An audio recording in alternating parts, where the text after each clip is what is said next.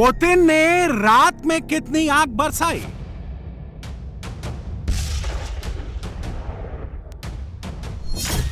Putin ने 24 घंटे में कहां-कहां कब्जा कर लिया?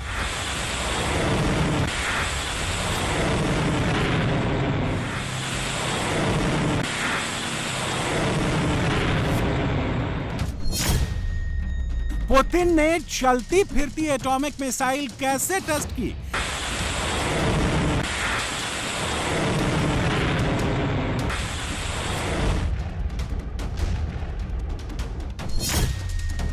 लड़ाई वेनेजुएला तक कैसे पहुंच गई?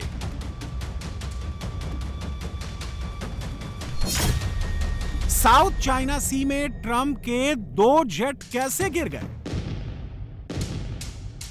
यूक्रेन का युद्ध 24 घंटों में बहुत भयंकर हो गया है। पुतिन आग बरसा रहे हैं। रूसी सेना यूक्रेन की बस्तियां जला रही है। एफपीवी ड्रोन और ग्लाइड बमों से बस्तियां उड़ाई जा रही हैं। यूक्रेन मूल के लोगों की गाड़ियां धू-धू कर जल रही हैं। कीव और लवीव जैसे दूर के शहरों पर इस्कंदर मिसाइल से हमले हो रहे हैं। 48 घंटे में ज़ेलेंस्की को पुतिन ने बहुत तगड़ी मार मारी है। रात में पुतिन की सेनाओं ने यूक्रेन के एक और शहर सिवर्स्क को घेर लिया है। यहां भीषण लड़ाई चल रही है। रूस के वोस्तोक बैटल ग्रुप ने येगोरोवका, प्रिवोलनोय और निवोनिकोलविवका में कब्जा कर लिया है। प्रोक्रोप्स, जहां कल रूसी सेनाएं घुसी थी, वहां अब भी कत्लेआम जारी है। रूसी सेना के असॉल्ट ग्रुप यहां पर पूरी ताकत से धावा बोल रहे हैं। ज़ेलेंस्की ने प्रोक्रोप्स को रूसी कंट्रोल में जाने से बचाने के लिए पूरी ताकत झोंक दी है। वहां रूसियों को रोकने के लिए ज़ेलेंस्की ने अतिरिक्त बटालियन भेजी है।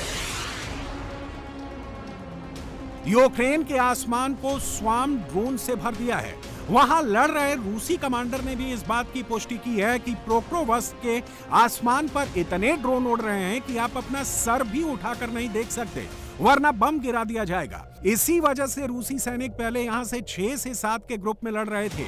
उन्होंने अब स्ट्रेटजी बदल दी है। अब एक-एक रूसी सैनिक छुपकर हमला कर रहा है। पुतिन और ज़ेलेंस्की दोनों जानते हैं कि प्रोक्रोवस्क की लड़ाई जो जीतेगा वो पूरे डोनेस्क पर राज करेगा। जो हार जाएगा वो साउथ यूक्रेन पर कब्जा नहीं कर पाएगा। अगर यहां रूस का कब्जा हो गया तो फिर ज़ेलेंस्की के लिए साउथ यूक्रेन में कुछ भी बचना बहुत मुश्किल होगा।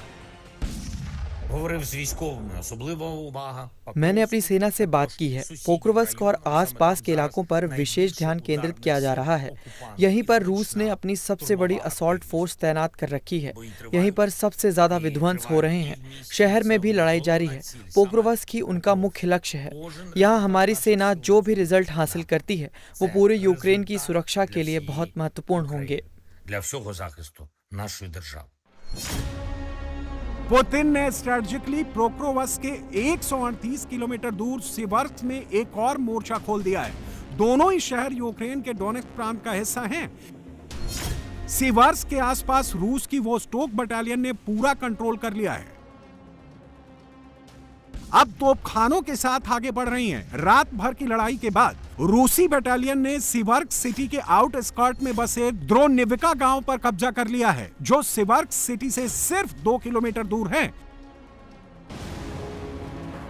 सिवर्स्क की लड़ाई में ज़ेलेंस्की की सेना कमजोर पड़ती जा रही है, क्योंकि उनके ज्यादातर सैनिक प्रोक्रोवस्क की लड़ाई में फंसे हुए हैं।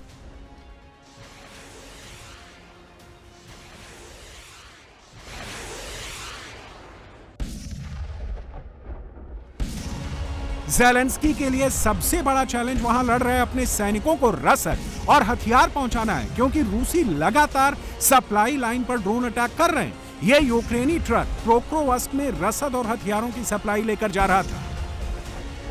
रूस ने एफपीवी ड्रोन से टारगेट कर इसे रास्ते में ही उड़ा दिया। यूक्रेन और रूस के बीच डोनेस्क के रोडेंस्क के कस्बे में भी खूनी संघर्ष चल रहा है। 2 दिन पहले रूसी सेनाओं ने यहां कब्जा जमा लिया था। रूसी सेना की अजोव बटालियन ने यहां झंडे फहराते हुए तस्वीरें जारी की थी। रूस की सेना यहां कुछ जवानों को एक गैराज में छोड़कर आगे बढ़ गई थी। यह खबर मिलने के बाद यूक्रेन की 14वीं बटालियन की चेरवोना कालीजा ब्रिगेड ने यहां फिर धावा बोला। यूक्रेनी सैनिकों ने रूसी अड्डे पर मोटार और रॉकेट दागे। वहां से धुआं उठता हुआ दिखाई दे रहा है। यूक्रेनी सेना का दावा है कि रूस की अजोव ब्रिगेड के जितने जवान यहां ठहरे हुए थे वह सभी इस हमले में मारे गए। यूक्रेन ने दोबारा रोडेंस्क के कस्बे पर कब्जा कर लिया।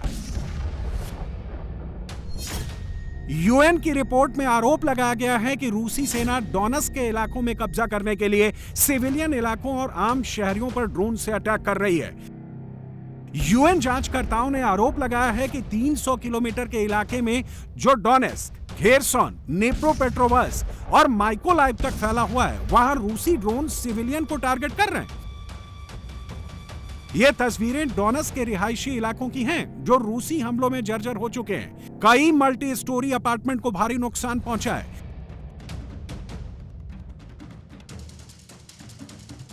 ये वेरोनिका है, जो रात में अपनी बहन के साथ घर में थी। लाइट ऑन थी। अचानक खिड़की के पास से एक चमचमाती हुई चीज दिखी, फिर जोरदार धमाके से पूरी बिल्डिंग हिल गई।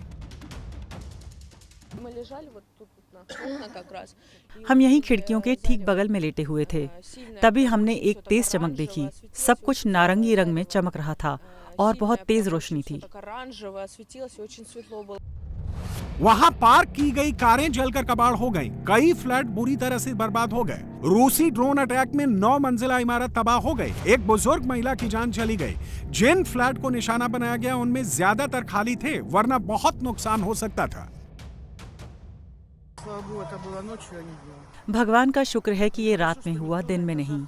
खुशकिस्मती है उन मंजिलों पर और उन अपार्टमेंट्स में कोई नहीं था।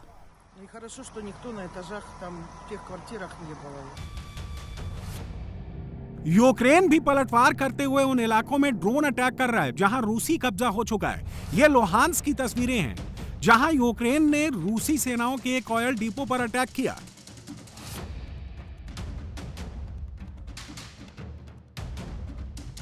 ये तस्वीरें यूक्रेन की राजधानी कीव की हैं, जहां रूस ने एक वेयरहाउस पर किंजल मिसाइल दागी। इस हमले में वेयरहाउस पूरी तरह से तबाह हो गया। ये वेयरहाउस टोमेटो केचप बनाने वाली फैक्ट्री का है। अब सवाल उठता है कि पुतिन का इरादा क्या है? सीज फायर पर बात क्यों नहीं बन रही? पुतिन डोनेट्स्क, लुहांस्क, खेरसोन और ज़पोरिज़िया से कब्जा नहीं छोड़ेंगे। पुतिन यूक्रेन को रूस का बफर जोन बनाएंगे। नाटो की सेनाओं को यूक्रेन में नहीं आने देंगे। पुतिन मान रहे हैं ट्रंप जब तक ज़ेलेंस्की को कीव की कुर्सी से नहीं उठाते तब तक सीज फायर नहीं होगा। ज़ेलेंस्की ईयू देशों के नेताओं के इशारों पर युद्ध नहीं रोकेंगे। रूसी बस्तियों पर बमबारी करते रहेंगे। अब युद्ध भी तभी रुकेगा जब यूक्रेन अपने हथियार सरेंडर करेगा, रूस का बफर जोन बनाने के लिए राजी होगा। It's not, I think, appropriate when people say, when are you going to end the war? Where are you going to stop? Zaporozhye, are you going to give it back? Actually, we now have taken some other territories which are not, which do not belong to the regions reflected now in our constitution. The reason is very simple. We need a buffer zone because Ukrainians continue shelling, bombing, droning Russian including the territories which never were challenged by anybody. Root causes. That's what must be key to understanding how to help end this situation efficiently and thinking not about grabbing back territories, not about saving political losers who are ruling in Kiev. अब सवाल उठता है कि क्या Putin Ukraine को buffer zone बना पाएंगे? क्या नाटो देश ऐसा होने देंगे? क्या पुतिन की इस शर्त को ट्रंप मान लेंगे? पुतिन के लिए यूक्रेन को बफर जोन बनाना आसान नहीं है। रूसी इंटेलिजेंस के हवाले से कहा गया है कि फ्रांस यूक्रेन में अपनी सेना भेजने के लिए तैयार है। फ्रांस खुलकर यूक्रेन के साथ मिलकर रूस के खिलाफ युद्ध लड़ सकता है। रिपोर्ट के मुताबिक यूक्रेन में 2000 सैनिकों की एक टुकड़ी भेजने के लिए तैयार है। ये फ्रांसीसी सेना पोलैंड के बॉर्डर तक पहुंच भी चुकी है और कई दिनों से वहां रुकी हुई है। ये भी तय कर लिया गया है कि फ्रांस की टुकड़ी सेंट्रल यूक्रेन में मोर्चा संभालेगी। फ्रांस इसी के मद्देनजर अतिरिक्त अस्पतालों का निर्माण कर रहा है ताकि वक्त रहते घायलों का इलाज हो सके। रिपोर्ट में यह भी दावा किया गया है कि अगर फ्रांसीसी सेना वहां यूक्रेन में पकड़ी जाती है तो मैक्रोन सरकार कहेगी कि ये यूक्रेनी सैनिकों को सिर्फ ट्रेनिंग देने के लिए भेजे गए हैं।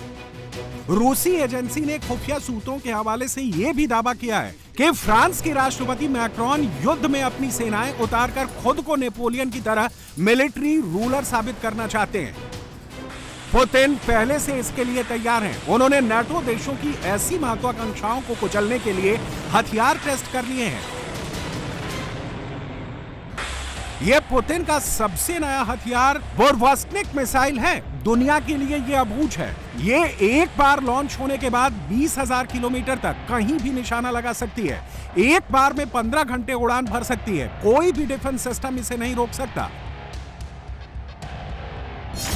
आमतौर पर लंबी दूरी तक मार करने के लिए बैलिस्टिक मिसाइल का इस्तेमाल होता है। बैलिस्टिक मिसाइल अंतरिक्ष में तय मार्ग पर बहुत ऊंचाई तक जाती हैं, जिसे दुश्मन के रेडार आसानी से देख लेते हैं। बुर्वोस्टनिक पहली क्रूज मिसाइल है जो इतनी लंबी दूरी तय करने की क्षमता रखती है। वजह इसे ईंधन इसमें लगे एक छोटे परमाणु रिएक्टर से मिलता है। क्रूज मिसाइल होने की वजह से ये पुतिन की बुर्वोस्टनिक मिसाइल सिर्फ 50 से 100 मीटर की ऊंचाई पर उड़ सकती है। पहाड़ या दुश्मन के फाइटर जेट आने पर रास्ता बदलते हुए आगे बढ़ती है। इसीलिए इसे ट्रैक करना और मार गिराना बहुत मुश्किल है। जो नाटो देश अभी यूक्रेन को हथियार और गोला बारूद दे रहे हैं, उनका हर एक शहर Paris, London, Helsinki, Warsaw, Oslo, Berlin, Vienna, Rome, Brussels Burevestnik की रेंज में है। पुतिन के दुश्मन अभी यही खोजने में लगे हैं कि इस मिसाइल को कहां से टेस्ट किया गया। इसे बैरेंट सागर में नोवाया जेमेलिया से दागा गया। पुतिन का ब्रह्मास्त्र देखकर नाटो देशों में खलबली मची है, लेकिन ट्रंप कह रहे हैं कि उनके पास सबसे शक्तिशाली पनडुब्बी है जो रूस के समंदर के किनारे तैनात है। ट्रंप ने कहा कि पुतिन को मिसाइल टेस्ट करके दुनिया को डराने की बजाय युद्ध कैसे खत्म होगा, इस पर ध्यान देना चाहिए। Russia said this week that they've tested a new missile that can go more than 8,000 miles. Is that saber rattling for you? What is that? They know we have a nuclear submarine, the greatest in the world, right off their shores. So, I mean, it doesn't have to go 8,000 miles. And they're not playing games with us. We're not playing games with them either. We test missiles all the time. But, you know, we do have a submarine, a nuclear submarine. We don't need to go 8,000 miles. And I don't think it's an appropriate thing for Putin to be saying either, by the way. He ought to get the war ended. A war that should have taken 1 week is now in its soon 4th year. That's what he ought to do instead of testing missiles. Putin के पास बुर्वोस्टनिक के अलावा लंबी दूरी तक दुश्मन को बर्बाद करने वाली एक और घातक एटमी मिसाइल है, जिसका नाम RS-24 यार्स मिसाइल है। पुतिन की यार्स मिसाइल 12,000 किलोमीटर दूर तक मार करती है। 33,000 किलोमीटर प्रति घंटे की रफ्तार से दुश्मन पर प्रहार करती है। ये एक बार में एक नहीं 6 परमाणु वॉरहेड गिराती है, वो भी अलग अलग टारगेट पर। सुपर पावर अमेरिका का कोई भी शहर, Washington, Los Angeles, New York, Miami, Atlanta, Houston, San Diego, इसके प्रहार से बच नहीं सकता।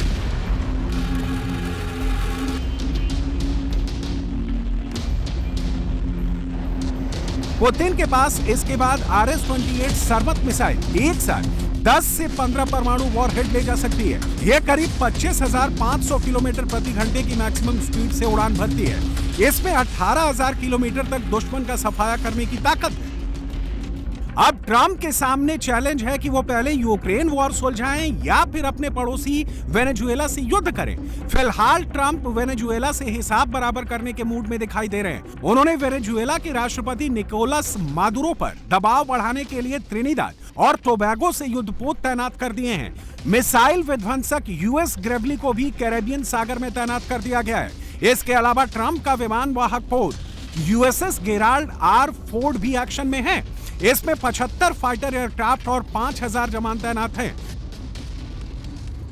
ब्रिटेन का युद्धपोत भी कैरेबियन सागर की तरफ बढ़ चला है।